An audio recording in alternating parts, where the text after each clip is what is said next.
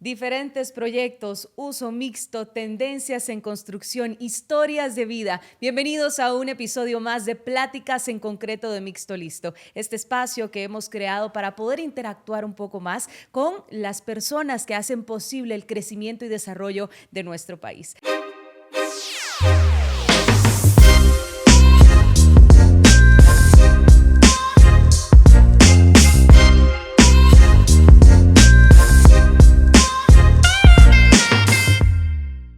En esta oportunidad tengo un invitado de lujo, se trata de José Felipe Obiols, es director de proyectos en OEXA y tendré la oportunidad de conocer un poco más acerca de su trayectoria y también acerca de la labor de esta increíble empresa. Así que, Felipe, bienvenido. Muchas gracias, Rocío. Muchas gracias. Conocemos su trabajo, sabemos que tiene una impresionante trayectoria, pero en esta oportunidad yo quisiera conocer un poco más acerca de usted. ¿Quién es Felipe Obiols tras bambalinas? ¿Qué le gusta hacer? ¿Qué lo motiva todos los días? Bueno, pues soy el mayor de 9 hermanos. Wow. Somos 9 hermanos. Todavía cuento con la bendición de tener vivos a mis papás, entonces somos una familia muy unida. Yo estoy casado, tengo 4 hijos. Ya mi hijo grande ya va a cumplir 20 años el próximo año y mi hija pequeña recién cumplió 8 años. Soy ingeniero civil. Desde que empecé a estudiar en la universidad comencé a trabajar. Fui pasando a través de una empresa familiar por todas las áreas de la empresa, desde la planificación, dibujo, desde lo más básico hasta que después ya me gradué de ingeniero, entonces ya empecé a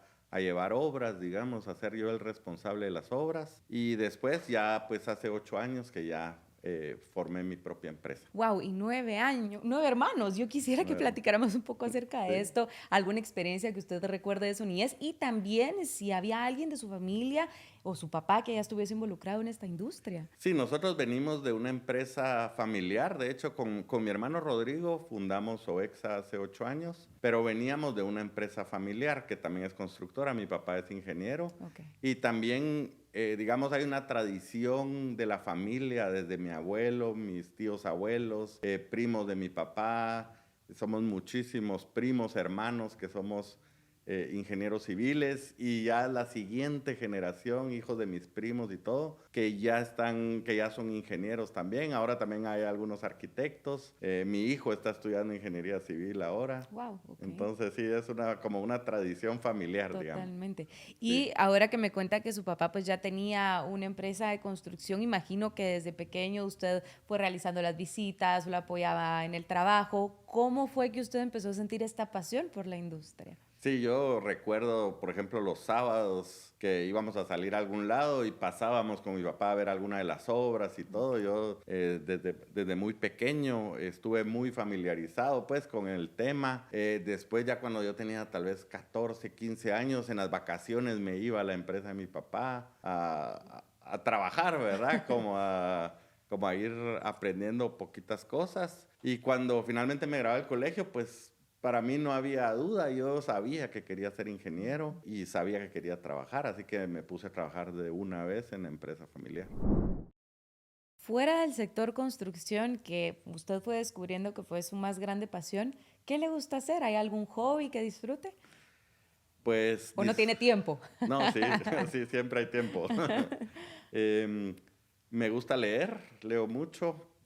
También descubrí que también me gusta escribir, entonces también escribo, Bonito. ¿verdad? Sí. Entonces, me gusta pasar tiempo con la familia, también con la familia extendida. Sí, pasar tiempo con la gente, con amigos, con familia. ¿Recuerda cuál fue su primer proyecto a cargo? Algo que le ha dejado. Sí, yo recuerdo que yo los primeros 2 años de la universidad eran en la mañana, entonces en realidad pues no había mucho tiempo de ir a obras, pues porque las obras principalmente es en la mañana. Pero cuando me pasé en la tarde, recuerdo que mi papá me dijo que me iba a poner a cargo de un proyecto que se llamaba Valle de la Mariposa en Amatitlán. Era un proyecto de vivienda en serie. Tal vez se construían unas 25, 30 casas mensuales, digamos. Yo haber tenido 20, 21 años y fue así como, bueno, me empujaron y te toca, y empecé. En ese momento mi tío trabajaba en la empresa de mi papá y él era mi jefe, digamos. Entonces también él me apoyó mucho en esa primera etapa para ir aprendiendo. Y pues también aprendí mucho de la gente, ¿verdad? Porque al final También los albañiles, los maestros de obra también me enseñaban muchas cosas que yo no sabía. Y así fue, ese fue mi primer proyecto. Estuve aproximadamente unos 2 o 3 años, creo yo, en ese proyecto, como a cargo de ese proyecto. Y sí fue una experiencia muy valiosa. Yo era muy joven, ahora veo para atrás y digo, sí, era una responsabilidad muy grande, pues, ¿verdad? Pero la logró. Pues ahí la llevábamos. Y ahora sí quisiera que aterricemos un poco en su carrera, porque sé que ha liderado proyectos no solo en Guatemala, sino en toda Latinoamérica e incluso en África. Y me llamaba muchísimo la atención este proyecto de 120 casas en Senegal. ¿Puede contarnos un poquito de cómo Sí. llegó a África? Bueno, yo en un tiempo salí de la empresa familiar hace ya como 15 años y tuve la oportunidad de ir a trabajar a otra empresa desarrolladora de proyectos de Guatemala. Y en ese momento, pues mi jefe, él se asoció, tenía alguna relación con una fundación española que tenía un contrato ganado para ir a construir unas casas en Senegal.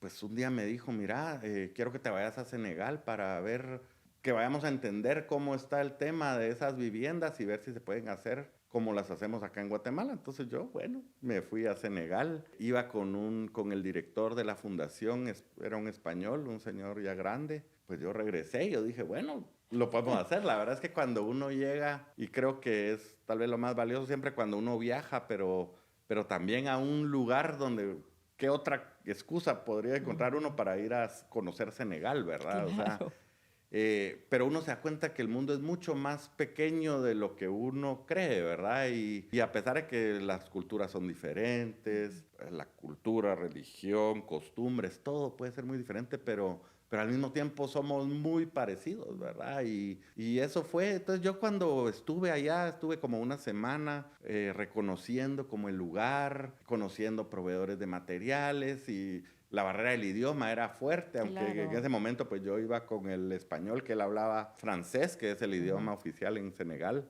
Y después venía el reto de cómo ir allá y yo no conozco a nadie, cómo empezar. Entonces decidimos que si lo íbamos a hacer nos íbamos a llevar a un grupo de gente de Guatemala. Ok. Entonces nos llevamos a un grupo de, si no recuerdo mal, eran 8 personas, donde iban unos albañiles, iba un ingeniero, iba un electricista, iba el operario de la grúa y bueno, fue un día así como decir, se quieren ir, llegamos a un acuerdo, bueno, se van, los mandé a ellos en avanzada, se fueron tal vez un mes antes, después ya llegué yo, estuve una semana, empezamos a poner a punto todo. Después seguimos trabajando. El proyecto duró aproximadamente entre 6 y 8 meses. Yo estuve yendo, iba cada 2, 3 meses. Y finalmente, pues, se cortó la relación con la Fundación Española. Okay.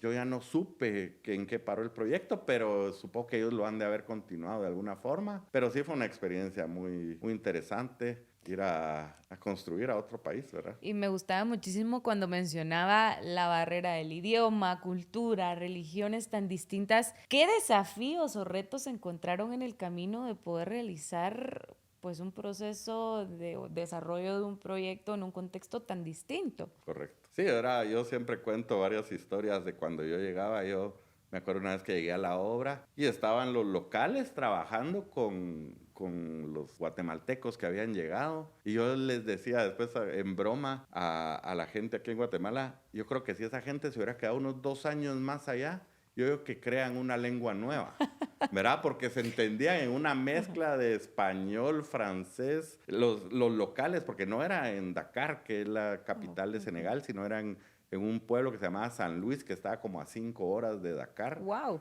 Y ahí hablaban un idioma que se llamaba Wolof. Entonces era una mezcla, cuando hablaban yo me quedaba así como, no entiendo nada de lo que, pero ellos entendían ya. Y que era el desarrollo de un proyecto, no era cualquier al supermercado, pues. Saber qué le decía y el otro, o sea, así se ponían de acuerdo, pues. Entonces yo era bien curioso, fue una bonita experiencia. Y me imagino que es una de las tantas, porque sé que pues ha trabajado en más de 1000 proyectos alrededor de toda Latinoamérica. Bueno, no 1000, pero... ¿Cuántos son? Cuéntenos. No sé. En Latinoamérica, digamos, en ese entonces yo tuve alguna relación con otros, estuvimos analizando otros mercados, pero en sí de trabajar, tal vez le diría que principalmente he conocido proyectos en México, en Colombia, en Panamá, pero principalmente fue esa experiencia y ahora que estamos trabajando en El Salvador. Ok.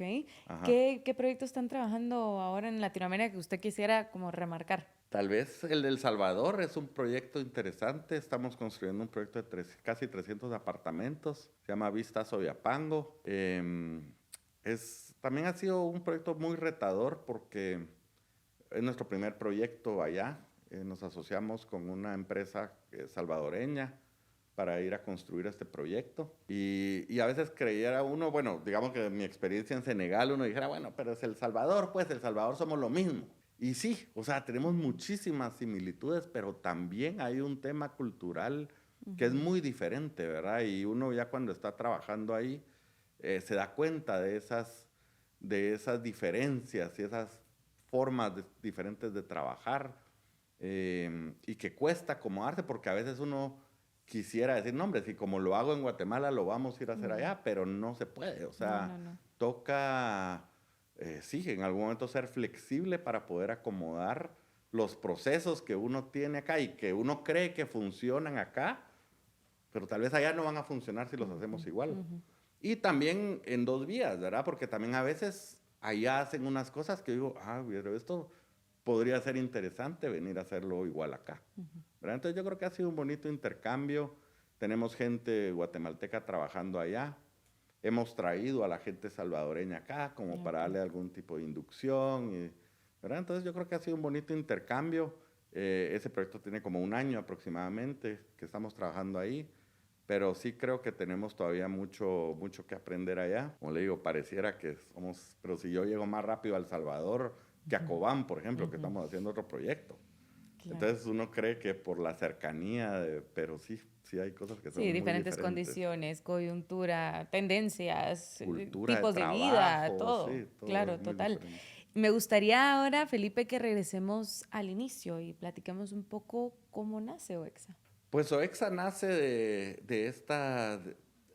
pues, la separación, digamos, de mi hermano Rodrigo y yo de la empresa familiar por diferentes razones, digamos, ¿verdad? Y creo que fue una separación muy amistosa y que en su momento también era necesaria porque íbamos para caminos diferentes, digamos, ¿verdad? Entonces, con Rodrigo, mi hermano, fue como, bueno, ¿y por qué no lo hacemos nosotros? Y nosotros creíamos y seguimos creyendo que teníamos una visión en común de la forma en que queríamos trabajar. Entonces, pues iniciamos en el año 2018 formalmente, en enero fue que empezamos nuestro primer proyecto, ya como OEXA. Nosotros empezamos como una constructora y a la fecha seguimos siendo una constructora, Okay. pero desde el principio teníamos esa espinita de que queríamos desarrollar proyectos. Tanto mi hermano como yo en su momento, bueno, todos los dos trabajamos en empresa familiar, pero tuvimos la experiencia de salir a trabajar a otras empresas desarrolladoras. Y ahí fue donde dijimos, bueno, nosotros queríamos desarrollar proyectos. Entonces, desde el principio empezamos a buscar esas oportunidades de desarrollar proyectos y afortunadamente hemos sido bendecidos también con muchas oportunidades en el área del desarrollo. Entonces, siempre seguimos construyendo no solo nuestros proyectos, sino que también proyectos de terceros. Okay. Y estamos desarrollando varios proyectos. Gracias a Dios ya terminamos varios proyectos y estamos actualmente construyendo algunos y ya empezando a planificar otros proyectos que van a venir para los próximos años. ¿Cuáles consideraría usted que han sido los principales retos y los logros de OEXA en el camino y en este trabajo conjunto? Ok, tal vez OEXA pues llevábamos 2 años de fundar la empresa, nosotros sentíamos que íbamos volando, o sea, la empresa gracias a Dios iba creciendo muchísimo, habíamos ganado varios proyectos y estábamos trabajando y nos cayó la pandemia. Y eso nos golpeó muy fuerte, la verdad, fue una época muy dura. Eh, Muchas de nuestras obras estuvieron cerradas por meses, unos sobrecostos horribles, una falta de flujo espantoso.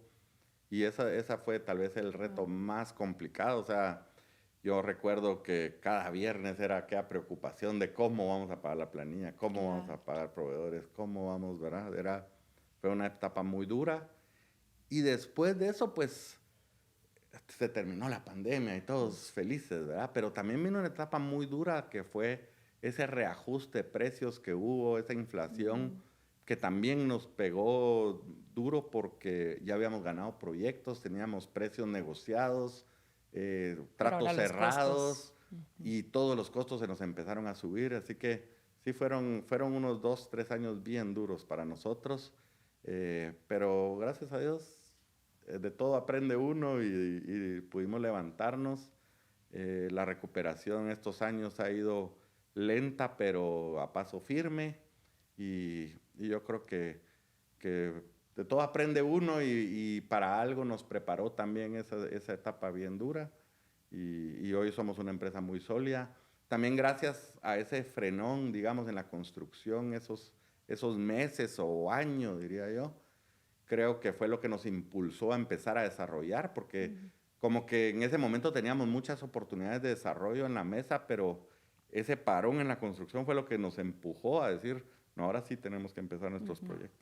El orden, el propósito, todo cambió de un día Todo para otro cambió, sí. definitivamente, pero verlos florecer me alegra muchísimo y el hecho de que Muchas estemos aquí gracias. sentados contando la historia me alegra aún más. Muchas gracias. Y justamente cuando hablamos de la pandemia vemos que fue cambiando el comportamiento del usuario, los hábitos de consumo, las necesidades de vivienda. Vimos que la vivienda vertical que ya venía en auge tomó un protagonismo aún más importante. Y me gustaría que hablemos acerca de esto, cómo EXA se ha venido adaptando a esta nueva forma de densificación urbana. Sí, yo creo que nosotros desde que empezamos teníamos esa imagen de que la vivienda para nosotros tenía que ser una vivienda urbana, bien ubicada, céntrica, con acceso a servicios, a transporte público. Y desde el principio empezamos a enfocarnos a eso, a conseguir esas oportunidades de terrenos bien ubicados, ¿verdad? Y ya a bajar un poco, digamos, o sea, como que ya no solo proyectos de alta gama o de clase media para arriba, sino hacer ese esfuerzo de llegar a una población que no puede pagar lo que cuesta un apartamento de ese tipo, ¿verdad? Entonces, ahí fue donde surgió el reglamento de vivienda prioritaria de la municipalidad. Nosotros desarrollamos un proyecto con ese primer reglamento. Ese reglamento fue aprobado en el 2019 y nosotros fuimos uno de los primeros proyectos que hicimos en la zona 18. Precisamente salió en el libro de Mixto Listo, se llama Torre Atlántica. Ese proyecto fue un reto porque otra vez fue en pandemia. Nosotros vendimos todo el proyecto en 2 meses y estábamos esperando la licencia de construcción cuando empezó la pandemia y teníamos que empezar a construir y con todos los costos disparados.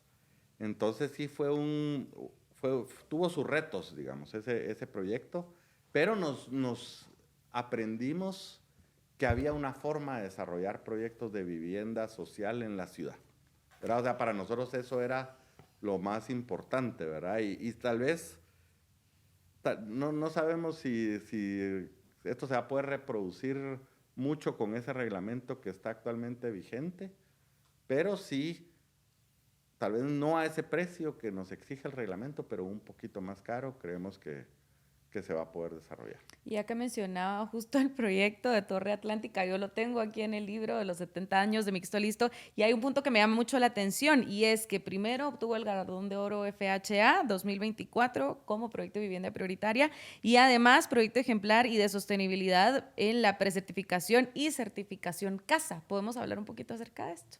Sí, pues lo del FHA pues fue una sorpresa para nosotros cuando en esa entrega del galardón de oro pues nos llamaron a dar un reconocimiento, digamos, como uno de los primeros proyectos de vivienda. No lo esperábamos y fue un gusto haber recibido ese galardón, ¿verdad? Y un orgullo muy grande. Y después con el tema de la sostenibilidad, pues nosotros también en esa época, más o menos como en el año 2020, 2021, empezamos a enterarnos de todo este tema de la construcción sostenible, la construcción verde, que eran como cosas que uno oía así como un poco a lo lejos, pero empezamos a interesarnos en el tema. También uno de los bancos del país nos ofreció para 2 proyectos que ellos nos pagaban la asesoría y nos daban unas mejores condiciones de financiamiento si el proyecto estaba certificado. Entonces dijimos, bueno, ¿por qué no probamos, verdad? Y miremos de qué se trata esto. Y fue una experiencia bien interesante porque nos fuimos a dar cuenta que la sostenibilidad no es complejo, o sea, no es un tema complejo, es un tema a veces de ponerle atención a cosas que uno no le pone atención, es el tema de documentar ciertas cosas que uno de todas formas ya hace. Habíamos participado en un concurso de Mixto Listo y el GGBC de construcción sostenible, y ahí fue donde más nos empezamos a empapar de estas estrategias que cuando vimos estas buenas prácticas en realidad son cosas que lo mismo me da hacerlo bien que hacerlo mal, pues, ¿verdad? Solo que haciendo bien mitigo un poco el impacto que mi trabajo está generando, ¿verdad? Pero hemos ido aprendiendo y nosotros sí nos propusimos desde esa primera experiencia que todos nuestros proyectos iban a ser sostenibles, ¿verdad? Y que todos íbamos a optar por la certificación, a sabiendas de que probablemente no todo se consiga la certificación porque pueden haber otras circunstancias en el camino, pero por lo menos esas buenas prácticas las íbamos a utilizar en todos nuestros proyectos, y no solo en los nuestros, sino en los de terceros también. O sea, hay veces que nos contrata un desarrollador y el proyecto no está optando a una certificación, el desarrollador no sabe ni qué es construcción sostenible, pero nosotros tratamos de aplicar esas normas o esas buenas prácticas, aunque no nos las exijan, digamos. Y aquí en el libro también tengo otro proyecto realizado por OEXA que se llama Reserva Las Verapaces, que también tuvo una precalificación a casa, pero veo que es un proyecto bastante grande. ¿Nos puede contar un poquito? Sí, ese fue otro proyecto que empezamos también en la pandemia. Nos llamaron para ir a conocer ese terreno. Era un terreno que generaba muchos retos por el tipo de suelo, por la topografía. Ya habían pasado varios desarrolladores por ese terreno y no se había logrado armar el proyecto, digamos. Y pues los inversionistas lo que querían era un proyecto que pudiera venderse barato en Cobán, y estaban proponiendo un proyecto de casas. Y nosotros dijimos, no, es que con ese costo que va a tener toda la urbanización y todo, no sale un proyecto de casas, hay que hacer un proyecto de vivienda vertical.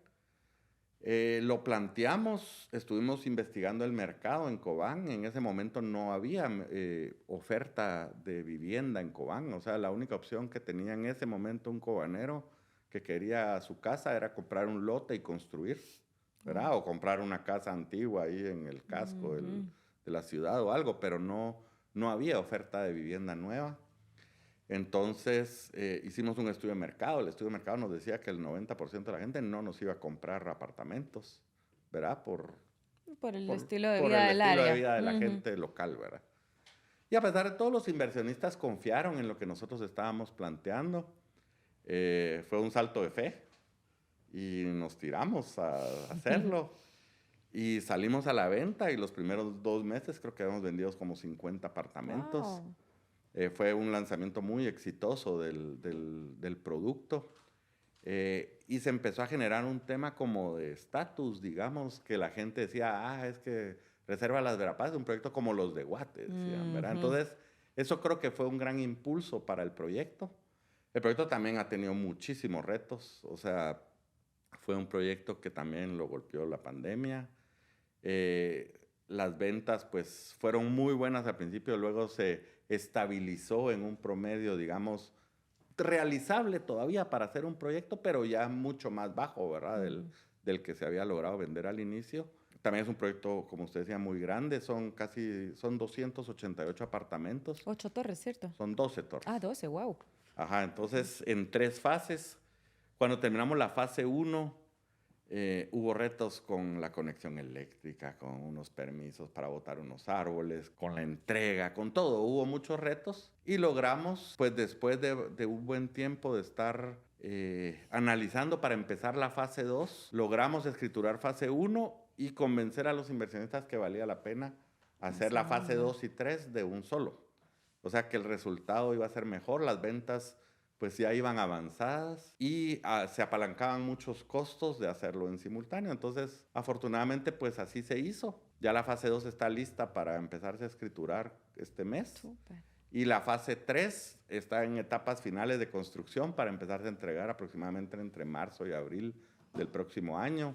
El proyecto ya está vendido a un 96%, diría yo. O sea, ahorita en esta etapa de escrituración es que se empiezan a rescindir algunas promesas, pero el proyecto ha sido pues exitoso.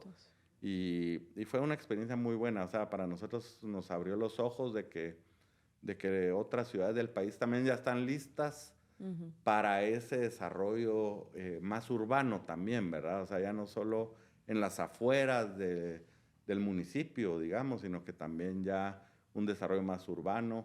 Es tal vez un estilo de vida que la gente joven valora mucho más, ¿verdad? O sea, digamos, los jóvenes hoy en día no están pensando, me voy a comprar mi casita ya no sé dónde y voy a hacer 2 horas de tráfico para venir a trabajar todos los días, ¿verdad? O sea, la gente joven hoy en día valora muchísimo el estar cerca del lugar de trabajo, cerca de lugares de entretenimiento, ¿verdad? Entonces, creo que ese desarrollo no solo es en la ciudad de Guatemala, también las otras ciudades importantes del país que están creciendo muchísimo, también ya empiezan a sufrir los problemas de tráfico. Y el estilo de vida es, vivir en un apartamento, creo yo, es un estilo de vida, ¿verdad? Y el joven hoy en día valora ese estilo de vida. Y lo busca, Y claro. lo busca. Y mencionaba usted un mensaje muy fuerte y es cuando parte de la gente de Alta Verapaz decía, es un proyecto como los de Guate. ¿Qué otras ciudades considera usted que pueden comenzar a presentar pues ya un desarrollo un tanto más acelerado y en el que pueden participar ya empresas tan importantes como EXA? Cuando empezamos a ver que Cobán iba muy bien, digamos, en cuanto a la parte comercial, empezamos a analizar otras ciudades del país. Fuimos a Chiquimula, fuimos a Huehue, fuimos a Xela, fuimos a Reu, a Jutiapa. Pero lo que nos costó, esto estoy hablando de hace unos 3 o 4 años, nos costó conseguir el capital. O sea, las oportunidades estaban los terrenos bien ubicados, del tamaño correcto, con la topografía correcta. Los proyectos estaban planteados de una forma en que para nosotros, con la experiencia que habíamos acumulado en Cobán, iba a poder desarrollarse, pero nos costaba que los inversionistas creyeran en ese tipo de proyectos, ¿verdad? O sea, porque tal vez de palabra todo el mundo dice, es que hay que ir a desarrollar al interior, pero ya cuando lo miran ahí, no, pero yo prefiero más seguro aquí en la ciudad, ¿verdad? Entonces, eso fue hace como 3 o 4 años, pero entonces nosotros dejamos de seguir buscando oportunidades en el interior porque no lográbamos conseguir el capital. Sin embargo, pues hace como 1 año aproximadamente empezamos a ver ya un poquito más apetito de los inversionistas por salir.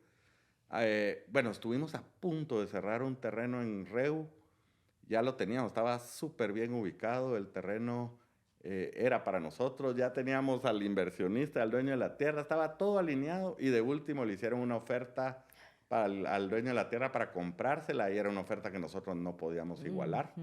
Entonces, pues ni modo, esa oportunidad la perdimos de último momento. Pero hace aproximadamente unos 6 meses, tal vez, empezamos a trabajar con otros amigos un proyecto en Coatepec.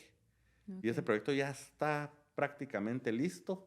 Logramos también, a través de un fondo de inversiones que tiene mucho apetito para invertir en vivienda en el interior del país, logramos ya el acuerdo, digamos, verbal ahorita de invertir en ese proyecto y estamos ya a punto de terminar de estructurarlo, digamos, ya para empezar el proyecto en Coatepeque.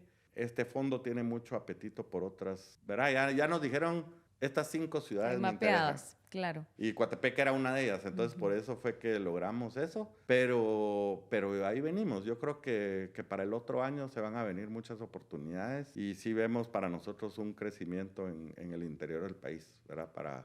para los próximos años. Y vale muchísimo la pena poder resaltar el trabajo de quienes se atreven a realizar estos proyectos, ¿no? Porque como bien dice usted, a lo mejor no es tan seguro en cierto punto, Sí, pero a la larga se están transformando vidas y se está permitiendo este crecimiento urbano que al final es uno de los principales objetivos, ¿no? sí, correcto. Me gustaría que pudiéramos hablar un poco acerca de la relación que hemos mantenido como aliados estratégicos. A nosotros como Mixto Listo nos enorgullece pues ser un aliado de OEXA, haber participado ya en diversos proyectos y ahora queremos escucharlos a ustedes. ¿Cómo consideran que ha sido esta sinergia que hemos tenido a lo largo del tiempo, nuestra dinámica de trabajo? No, para nosotros trabajar con Mixto Listo ha sido primero un no negociable, ¿verdad? O sea, para nosotros, pues esa era desde que estábamos en la empresa familiar, éramos aliados de Mixto Listo. Para nosotros empezar,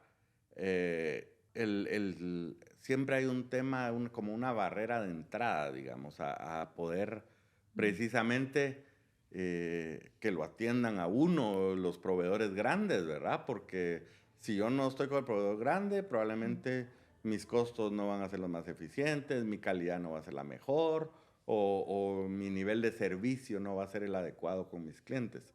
Entonces, para nosotros que Mixto Listo nos apoyara desde el día uno a decir, bueno, ya van a empezar ustedes por su cuenta, démosle, ¿verdad? Ujú.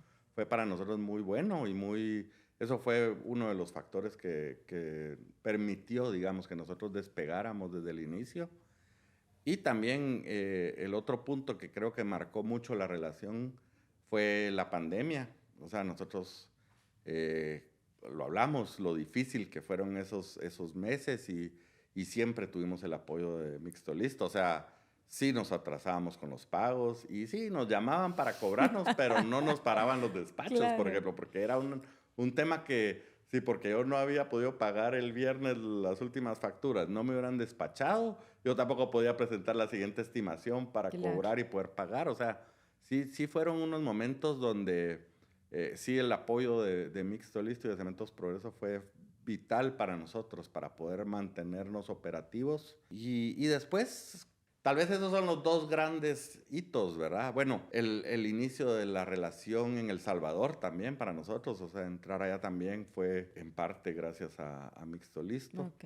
Y tal vez esos son los hitos grandes, ¿verdad? Que han pasado, pero yo creo que nuestro día a día y cada una de las etapas en las que hemos ido pasando ha estado llena de momentos, digamos, donde esa relación con Mixto Listo se ha ido estrechando, ¿verdad? O sea, con cada concurso que han hecho de viviendas de construcción sostenible, Ujú. con cada cena que hacemos, ¿verdad? O que evento, todo el apoyo que hemos tenido para diferentes cosas, ¿verdad? Que hacemos cuando vamos a hacer el lanzamiento de un proyecto o cuando estamos, Ujú. eh, por ejemplo, cuando queremos certificar un proyecto, nos han apoyado. Entonces yo creo que siempre nos apoyan muchísimo y creo que eso hace que para nosotros sea un no negociable, ¿verdad? El trabajar con Mixto Listo, pues es sí o sí, pues, ¿verdad? Y cuando aterrizamos esta relación en los dos casos específicos de los proyectos como Torre Atlántica y Reserva de las Verapaces, ¿cómo fue la experiencia? Porque imagino fueron proyectos retadores, especialmente el de Reserva de las Verapaces, ¿no? Sí, Reserva la Verapaces, no sé a ciencia cierta, pero yo creo que la planta de Mixto Listo en Cobán no estaba trabajando al 100%, digamos, cuando nosotros empezamos. Cobán tiene una particularidad y es que no hay agregados de concreto cerca. Ok. Entonces el costo del concreto se incrementa porque tienen que traer los agregados desde muy lejos. Y yo creo que fue una relación ganar-ganar, ¿verdad? Ujú. Porque la planta estaba detenida o por lo menos no estaba operativa al 100%. El proyecto vino a activar un mercado porque también después de que Reserva Las Verapaces empezó, creo que hubo otros proyectos que quiero pensar que en algo los inspiró Reserva Las Verapaces para decir, entonces sí hay espacio para un mercado de vivienda en Cobán. Y hoy en día ya hay unos 3 o 4 proyectos que se están vendiendo en Cobán. O sea, también para la población Ujú. local ya se abrió la posibilidad de comprar una vivienda, ¿verdad? A diferentes precios y enfocada Claro. a diferentes nichos, pero al final de cuentas la oferta oferta ahí está. Y a nosotros nos han buscado gente que dice, mira, yo tengo tierra en Cobán y queremos hacer algo. Nosotros ahorita les hemos dicho, nosotros estamos terminando el proyecto que tenemos, ahorita no nos vamos a comprometer a otro proyecto en Cobán, pero cuando se termine con gusto lo podemos, ¿verdad? Entonces, yo creo que ha sido, pues esa relación en doble vía creo que ha sido buena, digamos, en el proyecto de Cobán específicamente. Hablábamos también acerca de todas estas prácticas que ya se estaban realizando dentro de la empresa, de todas las certificaciones que se han ido buscando en el camino. Me gustaría que pudiéramos profundizar un poco más en cómo OEXA le apuesta no solo a la sostenibilidad, sino también a la eficiencia de los proyectos y, además de eso, cuáles son los aportes urbanísticos que se han realizado ajenos al proyecto, sino en sí espacios urbanos que permiten que las ciudades sigan creciendo y desarrollándose de forma óptima, ¿no? Ok, bueno, tal vez eso último, yo creo que también está a veces, cuando uno está desarrollando un proyecto, creo que uno tiene que hacer cuestionarse ¿verdad? Que pues cualquier actividad humana genera un impacto en el medio ambiente, ¿verdad? De ahí partimos, pero ¿cómo podemos hacer para mitigar un poco el impacto? Y yo creo que a veces ese mitigar el impacto se puede ver reflejado en cómo beneficio a esa comunidad donde yo estoy llegando, como que fuera un intruso, ¿verdad? Y hoy más que nunca en esta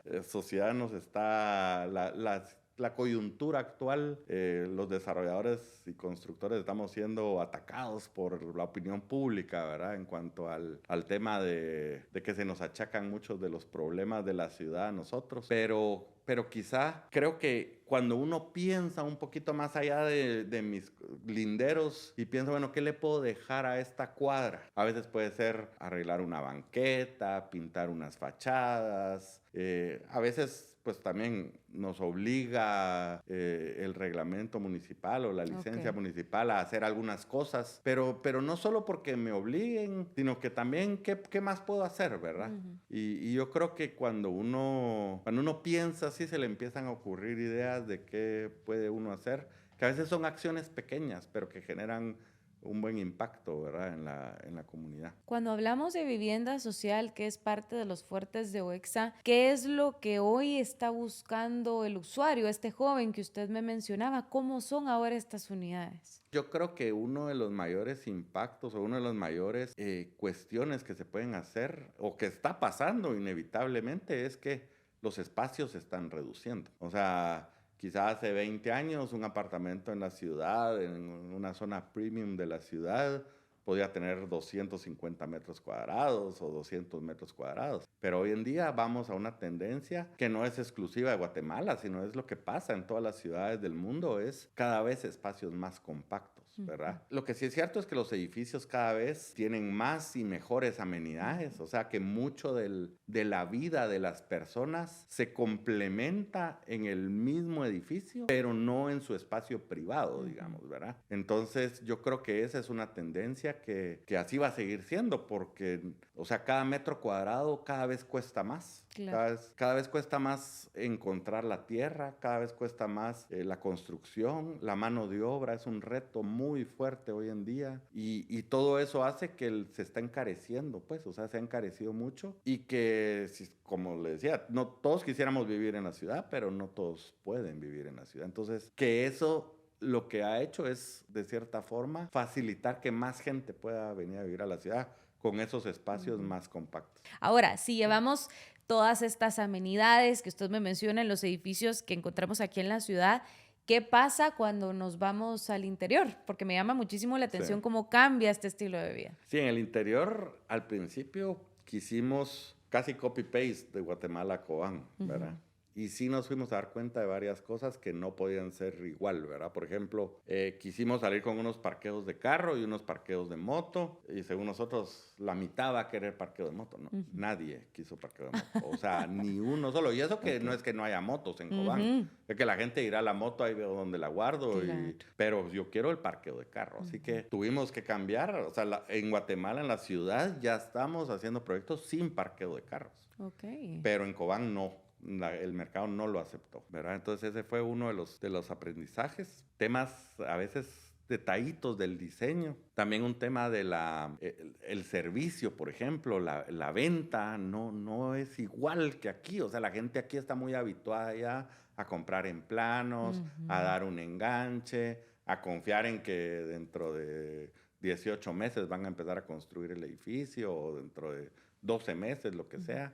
Allá en Cobán eso fue un reto porque la gente no estaba habituada a eso, ¿verdad? Entonces era convencer de que sí, ¿verdad? De que sí iba a pasar eso. Confianza. Después, cualquier cosa pero es que me dijeron que y no se mira o no han empezado o cuándo empiezan, o sea, ese nerviosismo de la gente, sí fue un tema, digamos, al inicio de posicionarnos y de dar esa confianza, ¿verdad? Yo creo que ya cuando la gente vio terminar las primeras 4 torres, dijo, bueno, entonces Ahora es sí cierto. creemos. Ahora sí creemos. Y de Claro. hecho hubo mucha gente, nosotros en parte era un poquito el miedo de decir, bueno, terminamos la primera fase y ¿será que va a seguir habiendo mercado para las siguientes fases? Pero yo creo que eso fue mucho de lo que cuando terminamos la primera fase hubo más gente que dijo, ahora ya vi que sí cumplen, entonces ahora sí voy a comprar. Que seguramente por eso dice usted, los están buscando para muchos más proyectos ahora en el área. Además, yo creo que es parte de esa evolución de cultura también que se tiene que ir dando con el paso del tiempo, ¿no? Y del mercado. Así que, ¿algún consejo que tuviera usted para los constructores y desarrolladores que aún no se animan a realizar proyectos en el interior del país? Pues el consejo es que sí, de todas formas hay que analizarlo a profundidad, digamos, no es lo mismo cualquier mercado, o sea, yo se lo comentaba con el tema de El Salvador, a pesar de que estoy más cerca de El Salvador que Cobán, cada lugar tiene su idiosincrasia y su cultura y sus particularidades. Entonces yo creo que cualquier ubicación nueva que uno va a ir tiene que tratar de entender antes cómo funciona, ¿verdad? No solo de la parte del comprador, la parte del trabajo, ¿verdad? Los trabajadores. Pues ahorita en la Ciudad de Guatemala tenemos un déficit de personal muy grande, pero en las ciudades intermedias también pasa, ¿verdad? Entonces, ¿cómo atraer a esos trabajadores hacia ese sitio? Hay veces que la mano de obra que necesitamos es especializada, entonces puede ser que sí tenga muchos albañiles ahí en el área, pero tal vez no que sepan hacer lo que yo voy a hacer. Entonces, también hay un tema de que probablemente tengo que llevar gente de Guate para empezar, pero después eso sale caro, entonces también hay que capacitar a la gente local, ¿verdad? Para que la gente local pueda aprender el sistema que uno esté usando. Y en el tema de ventas, creo que hay que conocer muy bien al cliente, ¿verdad? Como que estoy seguro que si ahorita que vamos a Coatepeque, el cliente de Coatepeque va a buscar otras cosas diferentes al cliente de Cobán, ¿verdad? Entonces no puedo solo decir, este diseño me funcionó allá, copy-paste y vengo a hacerlo aquí. O sea, sí hay que hacer un estudio y hay que entender bien cómo funciona. No, y creo que con los ejemplos que usted nos daba, que al inicio intentaron replicar lo que habían hecho en Guatemala, llevarlo a Cobán y no había funcionado del todo, pues yo creo que ya que hay un excelente punto de partida para poder comenzar a trabajar y entender los diferentes mercados hacia los que uno se dirige, ¿no? Correcto. Quisiera ya para ir cerrando que me cuente hacia dónde va OEXA y hacia dónde va Felipe. Pues OEXA, tenemos sueños muy grandes. O sea, queremos expandir muchísimo el desarrollo de vivienda social en las ciudades, ¿verdad? O sea, esa es nuestra meta.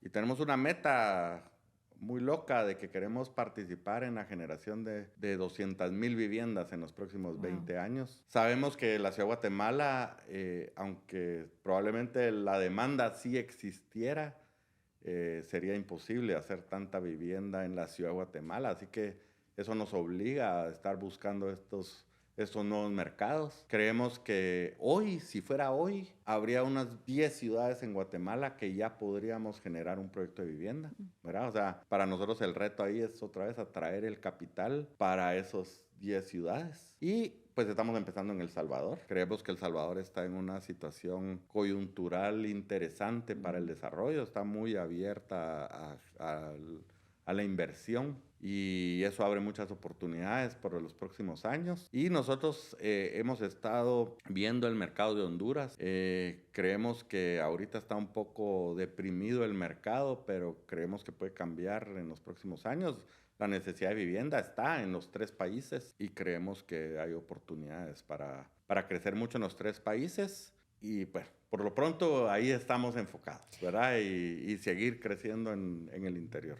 seguir fomentando el desarrollo urbano, atraer capital, capacitar a la mano de obra. Me quedo con estos 3 mensajes tan importantes que nos compartía, agradeciéndole su compañía y por formar parte de nuestro podcast. Muchísimas gracias por la invitación y la pasé muy bien aquí platicando. Nosotros también con usted. Muchas gracias. Agradeciendo también a ustedes por acompañarnos en un episodio más de Pláticas en Concreto, nuestro podcast de Mixto Listo, donde conocemos historias extraordinarias. Pedirles que por favor nos sigan a través de nuestras redes sociales y diferentes plataformas digitales para estar al tanto de todo lo nuevo que tenemos para ustedes. Hasta la próxima.